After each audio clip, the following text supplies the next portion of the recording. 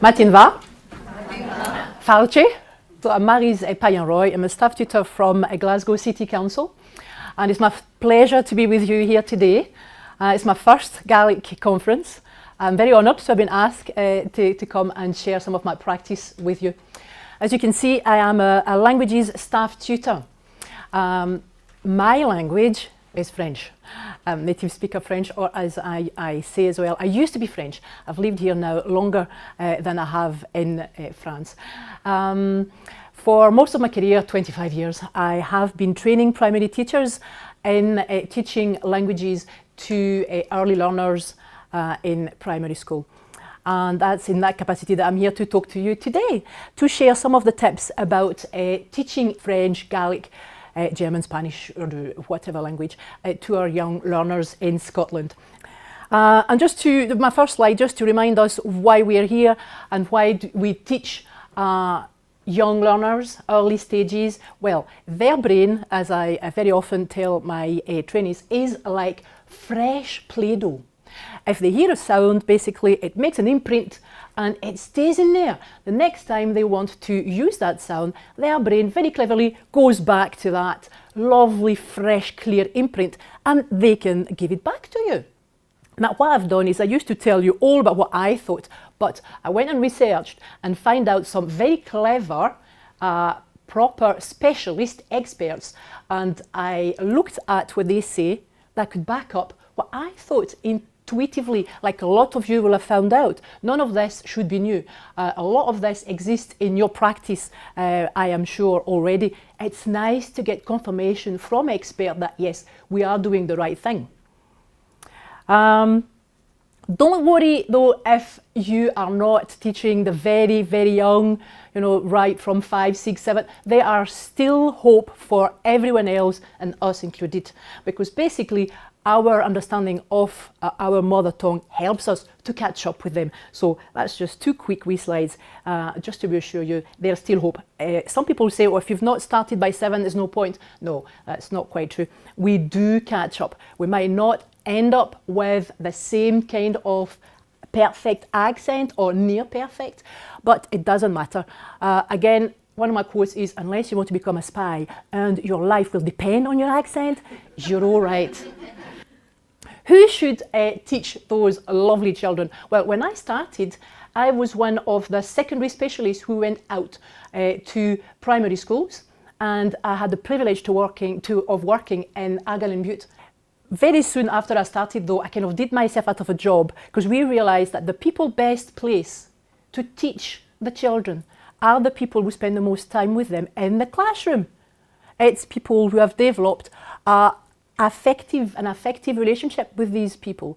Basically, the more they know you, the more they trust you, the more they relax, the more they will have an easier rapport with you, and they will take in what you're saying. Even if you're not a native speaker, if you're not a specialist, if you've got that special bond with the children, it will make a difference. So how do we do it? Play. Play is a big part of how children learn. Let's buy into that. Let's use it. We need to have a clear focus of why we do the activities we do. We can't do them just because they are fun. You always need to keep in mind, right, what skill is this going to support? What skill is this going to develop? And Jacadi, Simon says in French, one of my favorite, is perfect for the initial receptive skills and to take it on board for the pupils to show you their understanding. So it does hit the skills. It's very common for the students to be silent at first. So a lot of people, parents in particular, can be a bit frustrated by that, but be reassured, there is a natural silent period. In fact, if you look at the way babies develop, that's exactly the way they are silent for a little while, then they play with sounds, ba ba ba. Why is it always da da da first? And then they start naming a couple of words, all to do but themselves, you know, cup, milk, biscuit. And then the mummy reinforces that by saying, oh, you want a biscuit? I want a biscuit. And that's exactly the same thing we do, except we go a bit faster. In doing so, let's not forget to draw on all senses, especially with our young learners. As we know, everybody learns a different way, and singing is a great way to learn a language. For some learners, they prefer visual things, others like tactile things. It's up to you basically to build on whatever activity you have and see how you can adapt them to try and grab the attention of your learners. But don't forget all the things that are done when in the early stages when we want to develop English literacy. The same things can be adapted even though the children will be older, tracing letters in sand and things like that. It can be done, but listening to the letters being said in Gaelic. Okay, it is not to be a standalone thing where you do an hour Gaelic a week when the specialist comes in, and then that's it until the next time. It's not something different from teaching the other skills you're already teaching. Do not try and run though before you can walk. Just pace yourself. We've got 7 years now anyway to introduce the language, especially telling stories. I was delighted to see these beautiful books at the back. Pupils need to see books, need to see that they exist in different languages. It doesn't mean they're going to read them themselves. Very often they're going to be read to them. First and foremost, I wouldn't advise to show them the written word right away. And they do not need to understand every word in the text you are presenting. Focus on, right, what is my goal for today? It's the colours. So I want them to react to the colours and maybe point or show the flashcards every time they recognise that colour being said in Gaelic, for instance. And if they miss the rest of the story, well, they've been exposed to it. It gives them a wider variety of sounds to get tuned in, but really don't lose sight of your goal, and don't be worried to, I love this, I wish I could apply it to myself, say less, stress, go slow and show. Now the main thing is learning has to be relevant and purposeful. Do we not know that already? Yes, that's where that keyword comes in. Embedding. Obviously, if an experience occurs daily in a children's routine, they are much more likely to learn from it, copy it, absorb it, understand what it means without you having to spend ages explaining to them what it means. If you're telling them to come in, whether it's in Gaelic, in English, in French, you open the door, they know what's expected. Okay? And it's a drip, drip effect. And this really underlines the way we want to introduce any language at any stage, but more importantly, when I train people, that's the focus of the early stages. We do not want to have an hour slot in P2, P3 of learning 12 pets. The way we were taught a language, who needs to know? You need to know where to go and find out if you've got a pet that's maybe a bit unusual. But what you really need to understand is how to say I have or I don't have or I would like. Okay? To practice these, you need 3-4 pets.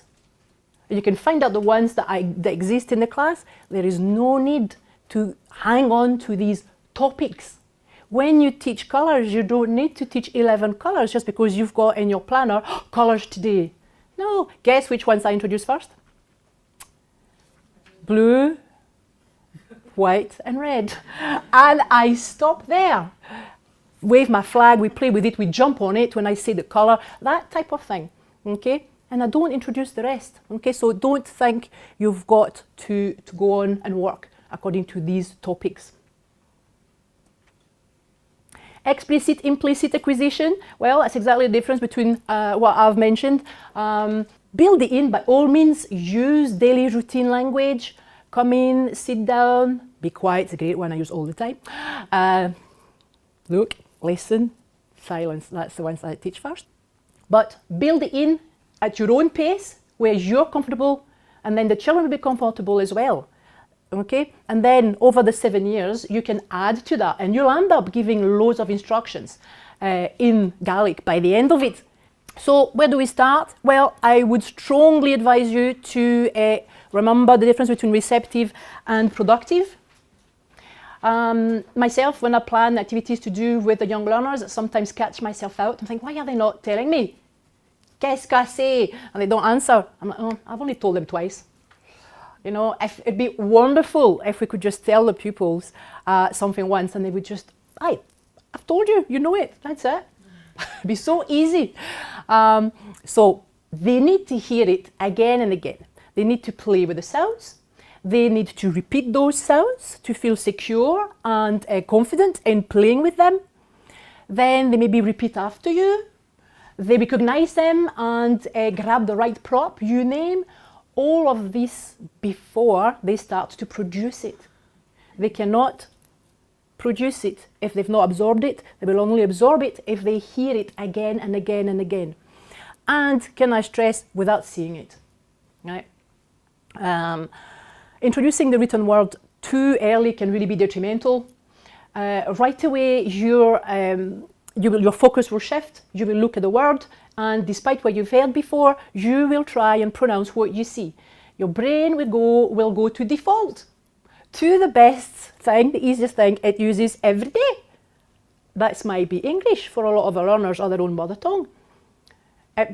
99% of the time, it is not the language you are trying to teach them. They will try and decode what they see using what they usually refer to be able to decipher the relationship between text and sound. So you've got to think about lots of little activities where, what am I asking them to do? Listen, listen, recognize, listen, repeat. Repeat after me, repeat the right one if I say the different names and so on, before you ask them. And eventually you land up to the written word. Okay, this will be further up. When they have mastered their own language, mother tongue, or the language of education that they are being taught in, before they can access the language you're trying to teach them. They need a reference, a base to go back to, a solid understanding first, before being able to come to grasp with the written word. Okay? Because of that default, your brain will always go back to, you know, what it uses most often. You need to override it. That's what I tell the pupils, give them a wee challenge. Override. Can you do it? It's a challenge. I make a big focus. I choose my battles, but I make a big focus. I'm like, oh, right, every so often I drop in, oh, look at these two letters. Where have we seen them before? How did we say that word? Yes, that's right. So how are we going to say this? Or I give them challenges. I give them words and I said, right. Have a look. Do you recognise the way it's spelled? We've seen that somewhere else. Have a guess before I even say it. That's with P67, because they have built that appreciation and recognition of the relationship between what they see and what they hear. It's all based on hearing it first. So then you can move on to writing, lots of different ways of teaching writing. You know yourself, all the way you've used to teach their own language skills, writing skills. You can do the same in Gaelic, you can do the same in French, German, Spanish, Italian. So it leaves us with my last slide, with the fact that we've got to then be able to embed it at our own pace, the pace of the learner. We've got to have all these activities to motivate them, to really train their ears, to help them to recognize the written word. We've got to introduce culture.